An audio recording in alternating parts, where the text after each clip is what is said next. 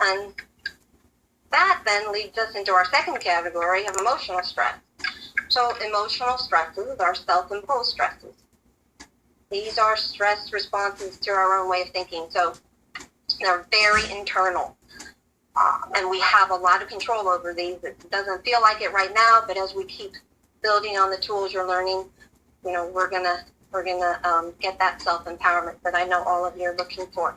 People are really critical of themselves, who question their self-worth and have these unhealthy need to control, are the ones who suffer the most with emotional stress. Guilt and shame and blame will fall into this category. Tendencies towards perfectionism, high expectations, victim thinking.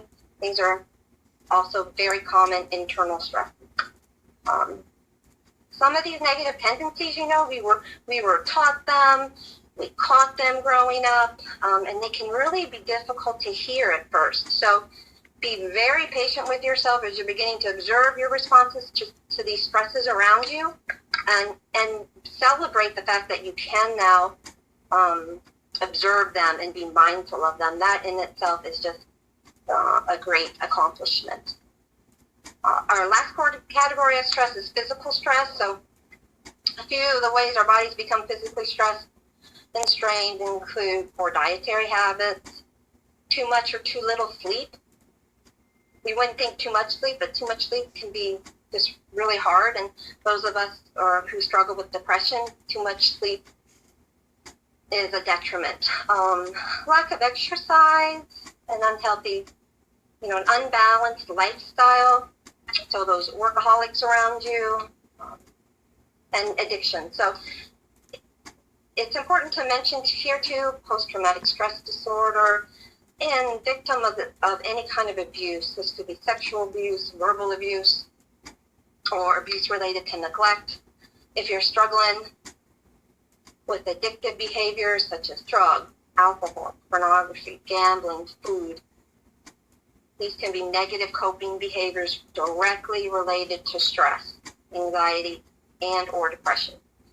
So again, the good news here is the tools and the truths in your AA&D program will be enormously useful in breaking these harmful habits. So to kind of recap that again, we've got external environmental stress, we have internal emotional stress, and then we have physical stress. Now, here's where we get to talk about the perfect storm. I think there was a movie that titled that, right? The Perfect Storm. The perfect storm is when elevated stress collides with extended stress. And many of you right now are wondering, what's happening to me mentally, physically, maybe even spiritually? You're just not feeling well. You may be caught up in that perfect storm right now, or you may have experienced it recently. The perfect storm is a combination of elevated stress and extended stress.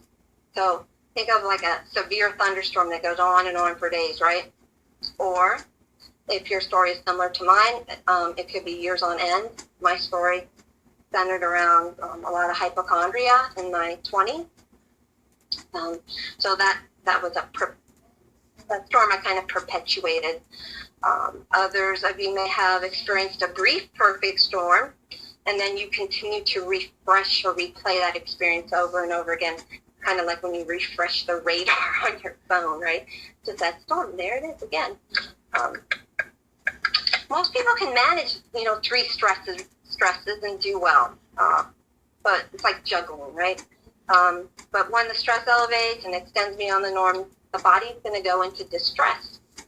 And this is stress that becomes chronic and excessive to the point that it begins to take a toll on your mind and your body and your spirit. So while average stress motivates us and focuses us, it helps us to get the bill paid, and eat the right foods, chronic stress brings fatigue, anxiety, anger, loss of focus, dizziness, headaches, right? I could go on and on. Heart palpitations, digestive problems, depression, panic, chronic fatigue, fibromyalgia. And if I haven't named what you have, that's okay. I went through, 10 years of hypochondria and then 2 years of stress. And then here, just a kind of a pause, I'm not sure if I'm going to share some of my story onto,